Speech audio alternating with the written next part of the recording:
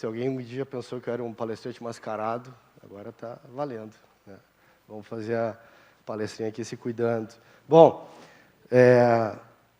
a gente estava literalmente tirando sarro num grupo, acho que o Bruno, que está aqui, foi o que viu a palestra nascendo ao vivo.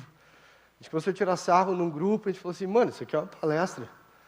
Só que quem vai ter coragem de mandar uma palestra dessa? Eu falei, cara, vamos mandar, meu. O pior que pode acontecer é aceitarem a palestra. E a gente pensou durante todo o tempo que, tipo, não ia dar certo. Estamos aqui na Stadium. Né? Estamos aqui na Stadium, então tem alguma coisa que a gente colocou na proposta e montamos aqui que talvez faça sentido para vocês. Então a gente vai trocar essa ideia. Então a gente quer diagnosticar equipes pela lentes da zoeira, né? Mas a gente, quando começou a pensar na ideia da palestra, ela não começou assim, né? A gente começou pensando em várias coisas sérias. E depois a gente pensou em tanta coisa diferente que a gente está deixando aqui já alguns indicativos de coisas que a gente não vai tratar. A gente não vai falar sobre padrões como gerente observer, a diretoria visitor, né, o princípio de substituição. O lascou-se. O lascou, né? Quem nunca se lascou-se, né? Então, tem o adapter, tem o PM, Planning the Poker, né? Planning the Poker. Clássico. Tem o gestor também que auto-organiza os times, né? Também tem essa pessoa que faz isso. A gente não vai falar dessas pessoas aqui. Então, o início de uma parte séria. A gente, né, como comentei, a gente começou falando de coisa séria. E aí eu comentei com a Damati que eu tenho uma prática que eu considero bastante importante quando eu vou fazer um código, que é, o mais rápido possível, tirar a pessoa dali se ela não deveria estar ali, né? Então, trato com guardas, pré-condições, tentar de alguma forma criar garantias no teu código de que, cara, eu não vou executar nenhuma regra. Se possível, não vou ter um else, não vou ter case bonito. Eu vou botar uma forma de tirar essa pessoa daqui se ela não tem que estar aqui, né? Então, a gente, através disso, consegue criar cenários de teste mais claros, a gente consegue fazer um monte de coisa e tornar o código legível para aquilo que a gente quer, né? Então, sempre que eu vou pensar em alguma estrutura de serviço, um método que seja, quais são as pré-condições para que eu tire a pessoa daqui de dentro, né? De preferência, novamente, tentando evitar os códigos Hadouken, né? Então, quanto menos branches você tiver dentro do seu código, melhor ele vai ser. Bom, isso é chamado porteiro do Enem, né? Boa. É um bom nome para esse padrão. O outro que a galera reclama e critica, né? Criticou muito esse jogador, porque ele encerava, ele não passava a bola, ele ficava ali segurando a bola. Eu vejo que a gente faz, em muitos lugares eu acompanho, serviços que são antissociais, né? A gente constrói serviços antissociais, serviços que não se comunicam. Os serviços, olha lá, deu um erro dentro dele, ele... Pô, mas tem um erro aí, tu não perguntou. Não, mas tu tem um erro, tu me avisa, tu manda um erro para mim de volta, tu diz alguma coisa, tu alerta alguém. Não, está aqui, né? Só tu abrir minha máquina, aqui está a minha máquina, vai aqui na pasta tal, está lá o log. Não, mas... Então, a gente ainda hoje consegue enxergar serviços que não estão preocupados em garantir que, peraí, cara, se o meu trabalho é fazer essa mensagem chegar naquele lugar, eu vou garantir que eu tenho estratégia de retry, eu vou garantir que eu tenho abertura de circuito, qualquer que seja a lógica que eu tenho que fazer para garantir que eu sou capaz de entregar a minha missão, que é passar para alguém fazer, né, o resultado que tem que seguir lá e tal. Então, a gente poder prestar atenção em logs, métricas, observabilidade. Eu estava pensando, lembrando, 2016, eu fiz uma palestra no TDC. Então tá, tu quer ser DevOps, né? E aí lá eu discorri uma série de coisas que daria para dar uma sequência aqui, mas fica por ali. Mas tudo isso para dizer que acabou a parte séria, né? Então, se essas duas coisas vocês tiverem cuidado quando estiverem codando, cara, a gente já tem sucesso, código legível, um monte de coisa legal acontecendo, fim de semana para viver a vida, não para ficar corrigindo defeito ou achando bug, tá massa. E aí, chegamos na questão, né, Adinho? Então, a gente vai pular então, para a parte da zoeira. Acho que até passei demais. Opa, aguenta aí, como é que volta? Estou fazendo tudo errado já. Eu sabia que ia dar errado. Então, o caos pegando fogo. A gente sabe, enfim, esse ano foi difícil. A gente, enfim, continua em guerra, mesmo dentro do país, enfim, coisas estão dando errado. Mas teve inovação, né? A Netflix mostrou que a gente podia pegar e desligar servidores para ver o que aconteceu com eles. Boa. As pessoas inovaram. Eu quase pensei que, de repente, tu ia fazer a dança da Wandinha, mas, enfim, em algum momento. Mas, enfim, então, jogando para essa parte do caos, imagina que, enfim, você está lá numa empresa, você está super feliz, lá no Castelo Rá-Tim-Bum, o mundo da fantasia, e daqui a pouco começa o caos engineering. Começa a tocar o terror mesmo. Então, imagina que, enfim, eu estou falando especificamente do Elon Musk, enfim, tem quem ame, tem quem odeie. Talvez eu não vou colocar aqui se é certo ou se é errado. Bom, eu vou dizer que é errado, mas enfim. Eu vou tentar falar um pouco do como, do que ele fez as coisas. Então, imagina, pô, o cara entrou lá na empresa, começou a demitir geral, e eu acho que todo mundo viu isso publicamente no Twitter, e daqui a pouco demitiram gente demais, que não era para ter demitido, e quiseram pegar de volta. Então, às vezes, assim, algumas empresas não se preocupam nada com as pessoas, sendo que empresas são compostas por pessoas, né? Então, às vezes, eu vejo empresas que fazem isso de um jeito bonito, tipo, vou fazer demissão voluntária, vamos ver quem está afim de pular fora e, de repente, aproveita esse barco, né? E também outras questões do tipo, todo o líder, gestor, a pessoa que está no comando tem que codar, e vamos imprimir código e revisar. E, sei lá, isso me parece um pouco estranho, e daí eu lembro de um amigo meu que me comentou uma vez, já tive a oportunidade de trabalhar como gerente, como líder, né? E ele falou assim, putz, se tu tiver que decidir entre problemas de código e problemas de pessoa, eu sei que tu vai ficar tentado a tentar resolver, tipo, putz, aquele bug do Docker no banheiro, tomando banho, putz, como é que eu vou tentar resolver aquilo, o que eu posso tentar, por que está dando pau? Mas, dependendo da posição que você está, o problema mais importante são as pessoas, é onde você tem que estar dando foco, né? E sem falar também dessas mudanças vindo de cima, assim, o cara entrou na empresa e disse, vou trocar o selinho ali, cada um vai pagar os $8 ali, vai ganhar o selinho, vai dar bom, vai ser tranquilo. E daí a gente viu, enfim, obviamente que isso ia dar errado. Várias empresas, enfim, por um tempo ali, perderam seu valor de bolsa por enfim, perfis verificados falando bobagem, né? Então, eu acho que você precisa prestar atenção no seu time, escutar o feedback, escutar, enfim, o que os clientes estão falando e antes de repente, executar algo cegamente, né? E daí um outro exemplo, enfim, a gente vai falar bastante de livros, referências e tudo. Quem aqui já leu esse livro, Phoenix Project? Estou vendo poucas mãos aqui, então eu fortemente sugiro a leitura desse livro, porque algumas empresas que eu passei, a pessoa vinha e reportava, tipo, tem um problema tal, e eu digo, putz, tu já leu esse livro, tu conhece o personagem tal? Não, putz, é uma historinha de ficção, mas que fala tanto do nosso dia a dia, então eu fortemente recomendo, né? Porque daí... O que é legal desse cara aqui, né? Ele é uma homenagem que esses caras fizeram ao Eli Goldratt, que é um autor famosíssimo sobre teoria de restrições e tal, que fazia os livros em formato de romance. Então, é uma homenagem que os caras fizeram.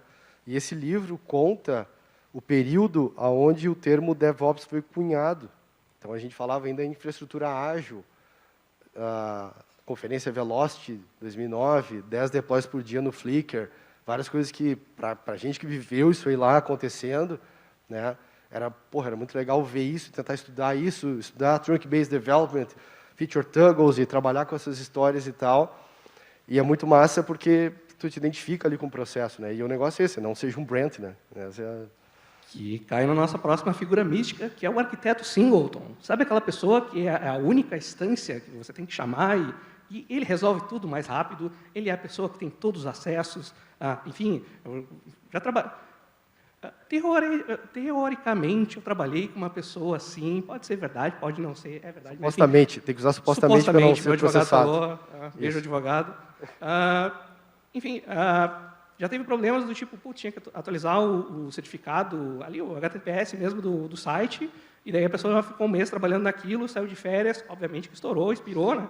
E daí ficou o time ali, 1, 2 horas tentando resolver, criando um certificado novo, e daí a pessoa entrou rapidamente, já tinha aquilo pronto, resolveu, e daí, enfim, o dono da empresa falou, disse, olha só, é por isso que a gente gosta desse cara, ele resolveu tudo rápido, ele é um herói, por isso que a gente gosta.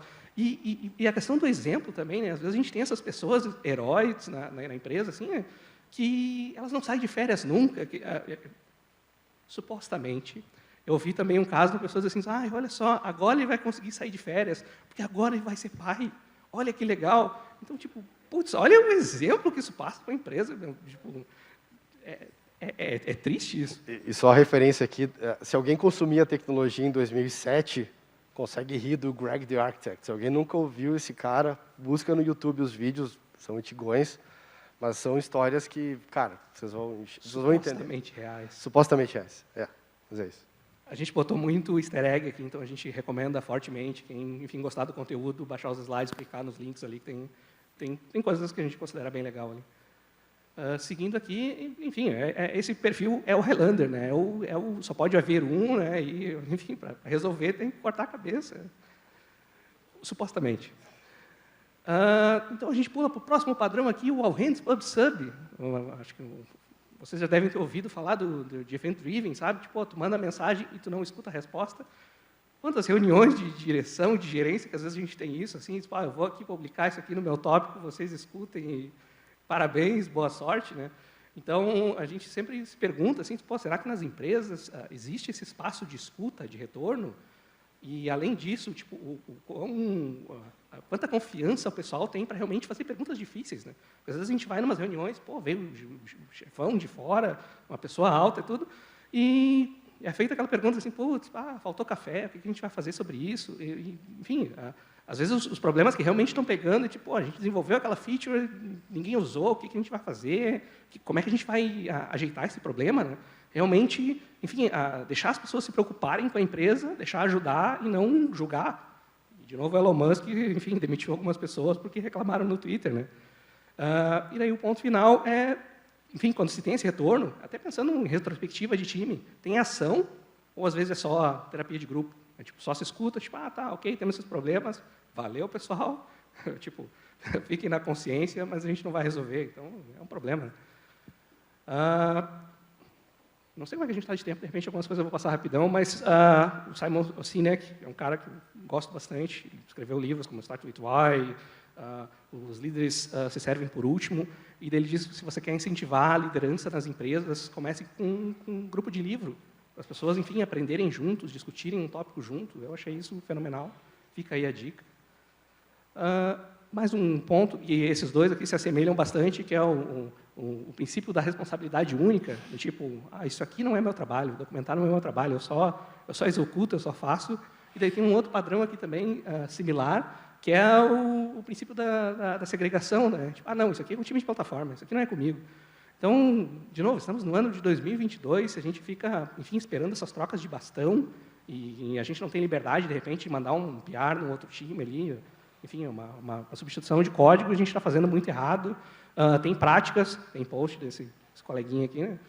Que fala bastante sobre matriz race, de repente, enfim, pensar os papéis e discutirem, mas não de, enfim, de se colocarem só nas caixinhas, mas, enfim, de quem é a responsabilidade primordial e como que... Um posicionamento, né? Tu poder te posicionar. Eu sou responsável disso aqui, Perfeito. Eu quero participar disso, eu quero apoiar nisso, né?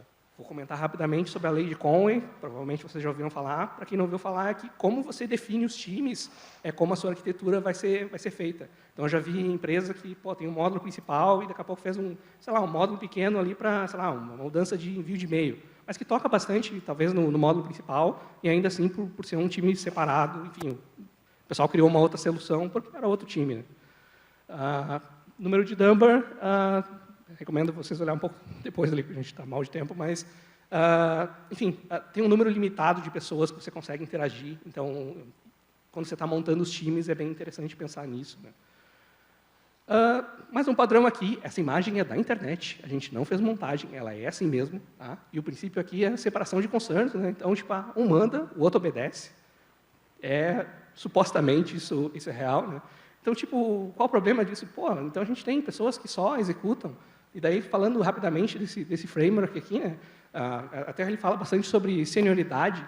Então, você pensa, tipo, imagina que eu tenho um problema, eu quero me conectar com os meus clientes, eu quero mandar e-mail, para isso eu vou usar uma solução, sei lá, um SendGrid, então a gente só tem que executar. Então, realmente, talvez quem é mais júnior vai só executar ali, só a parte de baixo, mas é interessante para a senioridade quando você começa a pensar no como. Diz, olha, eu tenho que mandar e-mail para o cliente, agora você é o responsável para pensar como que você vai mandar esse e-mail.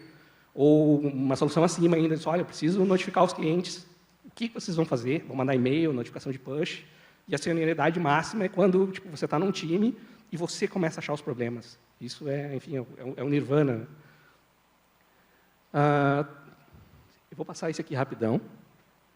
E para cair nesse aqui, que é a questão do Open Close Principle, que a questão de ser insubstituível, né? Tipo, de abrir e fechar. Então, essa pessoa aqui, a Isabela, ela era apresentadora do Tempo, E para algumas pessoas pensam assim, pô, uma atividade meio bobinha, enfim, só tu pega um papel ali e diz, aqui vai chover, aqui vai, enfim, vai dar sol, tudo.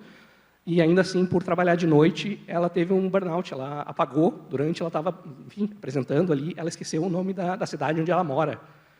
E daí, enfim, ela foi substituída em 8 minutos. Então, ninguém é insubstituível. Tá? Então, fica aqui a forte recomendação, se cuidem, seja fisicamente, academia, seja mentalmente, terapia, enfim, cuidem de si mesmo. Né? Muito bom. É porque o tá disponível ou não é só uma questão de combinação, entendeu? Tipo, se é uma urgência, a gente vai entender que é uma urgência e vai atuar. Agora, não sendo urgência, por que eu vou trabalhar além do que eu preciso? Qual é a questão? Quem está ganhando com isso, né? E aqui nesse ponto, a gente quer falar um pouquinho sobre padrões. E, cara, esse gráfico aqui, Cumulative Flow Diagram, é um gráfico que qualquer pessoa que trabalha desenvolvendo software e tem algum software por trás cuidando da execução do seu plano, um Trello, Gira, tanto faz, tá aí o Luiz aí, cara, os cursos dele de Gira, um monte de coisa e tal. Cara, tem que saber ler esse gráfico. Qualquer pessoa tem que saber ler esse gráfico. Esse gráfico é a tabela da verdade, ele mostra a verdade sobre qualquer time em qualquer momento. Tá? Mas a gente usa o Gira há tantos anos, nunca é só abrir, está lá o gráfico. Ele está lá disponível para ser olhado. O que acontece? Muitos times trabalham com um padrão chamado ao infinito e além. Então, a gente não deveria trabalhar com ao infinito e além, a gente deveria trabalhar com um fluxo contínuo de trabalho, entregando o necessário e enxergando o fim das coisas. Só que, normalmente, quando a gente acha que está chegando no fim, vem lá e vem 20 mil coisas novas que o cliente pediu, senão o projeto não acaba. Isso não é legal. E você consegue enxergar esse padrão acontecendo no seu gráfico se você estiver olhando para ele e começando a ver desenhos como esses, né? Por exemplo. O outro, e lá vamos nós. Tem um time que consegue produzir 10 e sempre fala que vai produzir 30. E ele insiste nisso. Ele fica dizendo isso. Ele não aceita o que está acontecendo. E aí você vai olhar, tem um monte de trabalho em andamento que vai acumulando, ficando travado, parado, e ninguém olha para aquilo. Um monte de impedimento. Quem trata dos impedimentos? Para de deixar a coisa entrar, para começar a sair mais coisa do teu fluxo. Né? Então, como é que a gente evita isso? É outro padrão que se reconhece muito rápido. Né? Um outro padrão, Stairway to Heaven. Isso aqui é... E não tem a ver com Future Perspective, isso aqui dá para conectar também no CFD, que é basicamente, tem trabalho parado durante dias, e daqui a pouco ele sobe. E, cara, por que acontece isso? Será que tem um trabalho muito grande? Será que a gente deveria fatiar melhor o que a gente tem que fazer? Perceber entregas de valor menores entre o que está acontecendo? Eu imagino como é que deve ser esse último dia, ou os últimos dias desse ciclo, desse time. Deve ser uma correria, uma pressão. Vai lá, tem que terminar, tem que entregar. E não precisa. Trabalho de desenvolver software tem que ser fácil. Né? A outra, que é clássica também, né? Nada pronto, e daqui a pouco, bum, de uma hora para outra, tudo ficou pronto. Provavelmente, algumas coisas, não todas, não foram testadas, né? E aí, magicamente, entra em produção, e aí começa uma segunda rodada de problemas acontecendo. Então, como é que a gente evita isso? Né? Então, esses aqui são padrões que está lá, qualquer ferramenta que vocês utilizarem, dá para plugar alguma outra, ou tem nela, para poder ler o CFD e ver o que está acontecendo. E é bem simples. Para de começar e começa a terminar as coisas. É só isso. Se você começar a fazer isso, você vai ter sucesso. Isso vale para a vida também, entendeu? Então, bem tranquilaço. Mais uma. Vamos de novo. Power Up, o gestor que tem sempre a razão e cujas decisões valem mais. De certa forma, eu acho que a gente até abordou ali, falando dessa questão do Elon Musk. E, enfim, fazendo um disclaimer aqui, eu acho que, às vezes, os fundadores supostamente, os fundadores de startup, eles sabem o problema que eles querem resolver, eles sabem dar aquela direção inicial, sabem seguir, mas a questão depois é, enfim, escutar o seu time, escutar os feedbacks, né, do que seriam os próximos passos. Porque daqui a pouco a execução inicial ali funciona, mas daqui a pouco, enfim, você está daqui a pouco fazendo outras funcionalidades, outras coisas que você está vendo que o cliente não vai usar, né? Até citando rapidamente, às vezes eu vejo assim, o pessoal falando de NPS, O NPS ele fala muito, tipo, se você recomendaria o produto ou não, né? Então, tipo, sei lá, eu abri uma conta num banco digital, gostei muito do atendimento, mas fechei porque eu não preciso daquela conta. Mas eu recomendaria para as outras pessoas, porque, enfim, achei legal, mas para mim não serve. Então, às vezes, é mais interessante perguntar se aquilo ali realmente resolveu o teu problema, se aquilo ali realmente foi necessário para você, né? Então, às vezes, questionar isso e não simplesmente seguir cegamente a decisão de quem recebe mais, hired paid person opinion. Você falou supostamente, mas Marty Kagan, que é um autor famoso de produto, né? Ele fala que a pior configuração que tu pode ter no time é quando o CEO é o cara responsável pelo produto. É a pior coisa que pode acontecer. E vocês estão rindo, não sei porquê, né? Mas tudo bem. Acho que supostamente. Acertei uma. Tá, ele está me ganhando nos scores. E o último, então, o Rexona. Sempre cabe mais um. De certa forma, apareceu ele também no CFD, né? Que, enfim, aquela coisa de... supostamente, já ouvi em reuniões também, olha esse requisito aqui, isso aqui a gente nem precisa estimar, a gente nem precisa, enfim, priorizar, porque isso aqui é prioridade, isso aqui tem que fazer, isso aqui a gente vai incluir e acabou. Então, é um trabalho invisível, assim, a gente, de novo, que nem o Daniel falou, às vezes é um trabalho escondido, né, que o time diz, não, a gente vai entregar 30, mas está sempre entregando 10, né? E daí aquela coisa, tipo, vamos largar mais pessoas no time para ver se entrega mais rápido, e, enfim, tem várias expressões, tipo... Tu vai lembrar dessa, lembrei de uma. A gente trabalhava numa equipe, e a gente foi fazer supostamente, a gente foi fazer deploy uma vez, e aí apagaram as luzes e tal, só estava a luz do nosso cube ali acesa, que a gente estava fazendo ali o deploy e tal. E aí eu olhei assim, tinha uma outra luz acesa num canto, falei, ué, por que tem essa luz acesa? Aí eu fui lá olhar, tinha uma pessoa trabalhando. E eu falei, por que você está trabalhando? Não, porque senão não dá tempo de terminar o trabalho. Não, mas... E aquele dia terminava uma iteração. Cara, é justamente tu não terminar o trabalho que ajuda a gente a planejar melhor as coisas. Tipo assim, tu virar a noite trabalhando, não resolve o nosso problema. Fica mascarando ele e a gente fica achando que consegue entregar as coisas e não consegue. Só que a pessoa achava que não, eu estou sendo um herói para mim. Meu gerente vai me dar um prêmio, vai ganhar aquele selinho depois e tal. Justo. Não, cara, tu está prejudicando tua sexta-feira, tu podia estar em casa, festejando, dormindo, e tu está escolhendo trabalhar para um troço que não vai fazer diferença. É doido? É muito doido. Pulando mas eu volto. Prioridade é uma palavra que ela não deveria ter plural, né?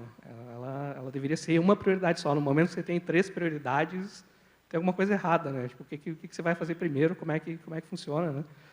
E ao mesmo tempo que, enfim, você também não pode cair num outro problema do análise-parálise. Tipo, não, peraí, vamos definir aqui a solução perfeita, como que a gente vai resolver tudo, né? Antes de começar, e daí fica semanas passando e nada é entregue, né? Então, imagina o exemplo ali da palestra anterior, ali, que o colega falou, 10 times entregaram em um mês. Putz, se todos os times dizem, não, peraí, vamos marcar uma reunião, vamos se organizar, vamos ver como que vai ser feito isso, né? Não sai. Então, às vezes, precisa abraçar as incertezas, pensar no MVP e tentar entregar alguma coisa e aceitar que, de repente, algumas coisas não vai caber no tempo, fica numa segunda versão, tudo, né? Mas priorizar o que é prioritário. Resumindo... Vamos nós? Qual é o seu papel dentro do seu time? O que é esperado de você, participante desse time? O que não é esperado de você, participante desse time? Se você não souber responder essas perguntas, você está ferrado. Você deve estar fazendo um monte de coisa que é inútil, e deve estar deixando de fazer um monte de coisa que era necessária. Então, descubra isso, combine entre as pessoas que fazem parte do seu time próximo ali. Tá? A outra, elimine o medo. Se as pessoas não têm coragem de dizer aquilo que elas estão pensando, aquilo que elas enxergam como risco, você está criando uma bomba, relógio dentro da sua empresa e da sua equipe. As pessoas têm que conseguir dizer, cara, tem um problema aqui e a gente precisa tratar dele. Vamos conversar, vamos entender. Né? Eliminar o medo não é só demitir a pessoa que está com medo, tá? Não é isso. Isso é verdade. Né? E eliminar o medo não tem a ver com Modern Agile.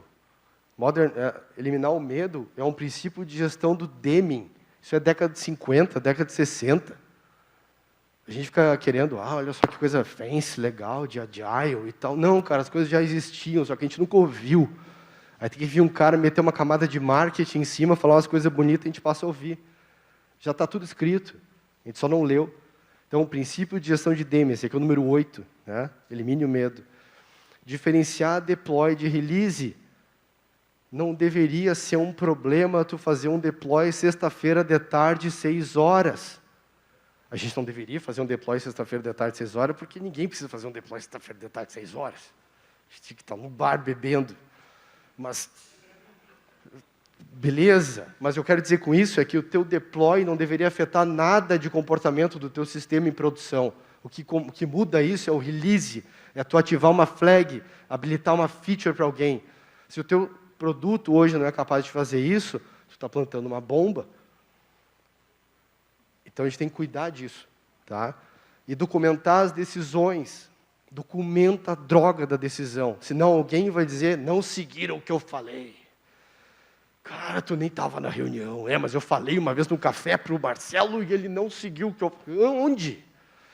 Então a gente tem que documentar as decisões, porque 3 anos depois, a gente diz, por que foram por esse caminho? Cara, por causa disso, era a melhor solução possível para aquela época, para aquele momento. Agora a gente pode pensar em coisa nova. Então, quando a gente pensa em documentação é ruim. Não, não é. Documentação que não se atualiza, ou que não tem objetividade, ela é ruim. Sempre, todas vão ser. Né? E até uma questão de poupar tempo mesmo, né? O mercado de informática está bem volátil, as pessoas mudam muito, né? Então, às vezes, sei lá, um time de arquitetura define uma coisa, só que daí entrou pessoas novas, putz, mas por que definiram isso assim? Por que essa linguagem? Por que essa ferramenta? Por que... Então, enfim, acho que documentar não é um problema. Acho que, de novo, tipo, o princípio da retrospectiva, né? Olha, eu acho que as pessoas tentaram fazer o melhor com os recursos que tinham, com o tempo que tinha, com o conhecimento que tinha, né? Acho que ninguém tentou, enfim, fazer o mal com a decisão, né? Fechando aqui, a gente tentou montar toda a apresentação em cima desse post do Patrick Waugh, que ele fala de tipos de liderança e dos pilares que ele dá atenção. Então, tanto a questão técnica, time, processos, agilidade, produtos, negócio. Então, a gente tentou seguir em cima disso. E, enfim, acho que cada time, cada empresa vai ter problemas diferentes e que daqui a pouco vai precisar de lideranças diferentes, que daqui a pouco são mais fortes num aspecto ou num outro. Daqui a pouco uma empresa precisa de, sei lá, de gerente que coda. Pode ser, mas enfim, cada time é a sua realidade. Passa mais um, por favor. Assim como tem também a questão de tipos de liderança, que tipo, tem a pessoa gerente que é mais impositiva, que é no estado do chicote, tipo, faz assim, que é o jeito que eu estou falando, olha como eu estou fazendo, ou de repente outro caso, tipo, as pessoas vêm primeiro, vou tentar resolver aqui o conflito e depois a gente tenta achar a solução ideal. E fica a dica aqui que não é um modelo de liderança que funciona para todos os times e não é um modelo específico para cada pessoa. Eles dizem que um bom líder domina pelo menos 4 desses modelos, porque cada time, cada pessoa vai exigir comportamentos diferentes. E é isso. A gente deixou algumas referências depois para vocês baixarem, pegar os links e tal. E fechamos. Obrigado, pessoal.